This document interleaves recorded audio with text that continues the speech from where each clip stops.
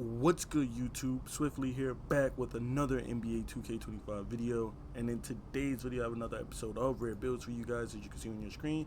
In today's episode, we're actually creating one of my favorite builds, and that is the two-way floor general. This is one of my favorite builds because this is just one of those game manager type of builds, kind of like a Rajon Rondo slash Chris Paul type of build. You know, you have a little bit of offense, a little bit of finishing, but your main goal is to basically be that ball distributor for your team, to run the offense through you and to get your team open looks. You're basically going to orchestrate the offense, and I kind of like running point guard like that. To me, that's like a traditional point guard type of build.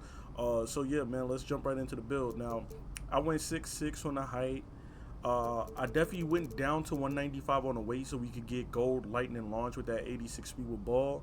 And then I left the wingspan default at 6'10". You could play around with this however you like. Especially if you have cap breakers or going to get cap breakers, then your wingspan can make or break this build, depending on like if you want to add to your mid-range or add to your three ball. If not, you can always go max wingspan, but again, I left mine's default at 6'10". But if you want to play around with it, you can play around with it and just see what defensive or strength or even shooting stats that you can get. But again, I went default 6'10" wingspan. And then for the attributes, I went 63 on the close shot, 78 on the drive and layup, just so that we could get that silver float game along with bronze layup mix master. Went 70 on the drive and dunk just to unlock some drive and dunk animations, and just so that we could be decent when it comes to, you know, dunking. You'll be able to catch lobs and whatnot as well too with that 70 drive and dunk. You'll be able to finish dunks in traffic. You won't have to worry about the ball, you know, popping out too much when you reach that 70-ish threshold. And more importantly, when you have that 70 drive and dunk, you will dunk more frequently compared to if you had like a 60 or 55. You know, if you're going for a budget, obviously you can go 50, 55, but I try to shoot for at least 70 just so I could dunk more frequently and more consistently. Standing dunk, you know, we always reach that threshold of 45 for the two standing dunk animations that you get at 40 and 45. And then the post control, I just threw 61 on there because it is going to give us access to two post badges. It's going to give us access to bronze hook specialist, and it's going to give us access to post fade phenom when we put our mid range up. So that's why I just threw a little bit of post control on there. Obviously, it's not going to be your go-to, but you're going to be 6'6" on this build. When you get matched up against, most point guards, you're going to be guarding our 6'4", 6'3", 6'2", and possibly even 5'9" for those 5'9" builds out there. You're going to be able to take advantage of this and go to town, whether it's post fade, shots with post fade phenom, or if you're just going down low with that 63 close shot and post hooking people. Like, you'll still be able to cook them because you're going to have the height advantage. They're not going to get a contest on you. So that's why I threw a little bit of post control on there. It's not going to be a major part of our build, but when we do get that mismatch, we'll be able to post up, especially if you like to play the ones or the twos and you get matched up against a smaller guard. You're going to be able to abuse them because this build is also going to have strength as well too. Moving on to our shooting, we're going to have just a 71 on the midi, which again is going to get us that post fade phenom. And then for the three, we're running with a 76 three ball. Now, do keep in mind that you can't go too high on the mid-range or the three. I believe you can go higher on the mid-range than 71. This is just what I went with. But keep in mind, if you go higher on the three, you will change your build to like a playmaking three-point threat or something like that, or an inside-out threat or something. So do keep in mind, for some of these builds, you do need to reach a certain threshold. You can't go past a certain threshold for dunking, layups, or shooting, because you will change the name and you won't get the name two-way floor general. You know, so do keep that in mind. That's why I went with the 76. 76 gets us bronze Deadeye and also gets us bronze set shot specialist and shifty shooter.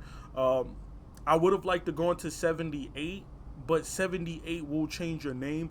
But what you can do is use those +2 from your cap breakers to get your three ball to, a 78, or even, go up straight up to an 81 if you want better jump shot animations. You could throw the whole 5 on there and go up to an 81 three ball. And then keep in mind, if you do hit veteran 2, you'll be able to get another 5 cap breakers. This build can go up to an 89 three ball. So you're looking at like +10. You're looking at an 86 three ball. So you're looking at bronze Yeah, bronze limitless range. You're looking at silver Deadeye. You're looking at, silver set shot specialist, and then you can throw a +1 on that and make this build a much, much more, much better shooter and more consistent shooter. For the free throw, I just went 72 just so that we can have something on it. For the pass accuracy, we're going 91, which is going to get us silver bailout, silver versatile visionary, gold break starter, and gold dimer, just enough to run the point. Versatile visionary bailout, obviously necessary to run that PG position, and then break starter is just a plus because you're not going to really be snagging boards like that. And if you are snagging boards, you're probably going to be running the break. You're not going to be the one throwing it down. And then finally, gold dimer to help your teammates hit their shots. 92 on the ball handle, which is enough for silver ankle assassin. Gold handle today's and gold unpluckable. Now, if you're somebody who feel like they need gold, you can always go +1 for the gold. But me personally, I'm going to go 92, and then we're going to go 86 for that gold lightning launch. And then moving on for our defense, we have a 60 on the interior defense. And then we maxed out our block at 74 to get us bronze paint patroller. And I know you're going to be like, well, why do we have bronze paint patroller on the guard build? But you got to remember that you are 6'6". You are going to be matched up against 6'4", 6'3", 6'2 PGs, which means you're going to have the height advantage. You're going to want to be able to get those blocks when you're not being able to get that contest, because they are going to be getting that mini marksman boost on you because they're going to be 6'3". Or shorter, which means you're going to be 3 inches or taller, which means they're going to get that mini marksman boost. When you're not getting a contest, you're going to want to make sure that you're getting those blocks if you can, to stop them from shooting over top of you. Moving on, we have the perimeter, which is at a 92 perimeter defense.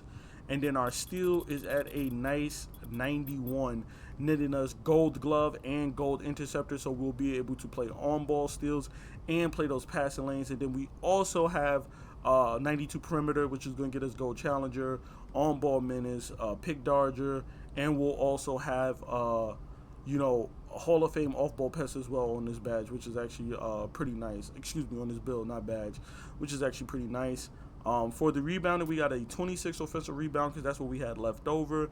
And then we have a 60 on the defensive rebound because, again, like I said, you are going to be 6'6", and depending on what your wingspan is, if you went higher on the wingspan, that's going to help you with playing better defense. It's going to help you with grabbing better rebounds and whatnot. So that 60 defensive rebound is going to come in handy, especially when you're getting matched up against 6'3", 6'4", 6'2 guards and whatnot. So we slapped the 60 on there just because we're on the taller side. We can come down there and help our, bigs and, power forward, board something. Speed, we're keeping at 81, but we're going to put that 80 agility up just so that we can play better defense, slide our feet, that lateral quickness.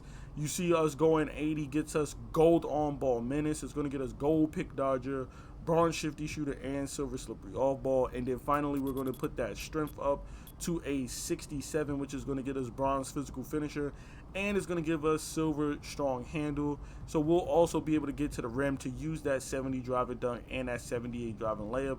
You also have to remember that a lot of these guard builds are playing with either like a 30-40 strength, or they're playing with absolutely no strength at all because they went crazy for the speed with ball. They wanted like a 91 plus speed with ball. They wanted like, short build, 6'2", 6'1", 6'3". So they're not going to have high strength on their build. So even just something like 67 strength with silver strong handle, even if you throw a +1 on there and get gold, you'll be moving most guards out of the way and getting to the rim at will. So this is what our build looks like. And then of course when we create our build, you'll see these shades up. We see Walt Frazier, we see Shai Gilgeous-Alexander, and we see Lonzo Ball from the Chicago Bulls. And then of course we have our build, the two-way floor general. There you have it. This is my two-way floor general build for NBA 2K25. Please be sure to drop a like, comment, and subscribe for more NBA 2K25 content. And, of course, more rare builds like this. I'm out, y'all. Peace.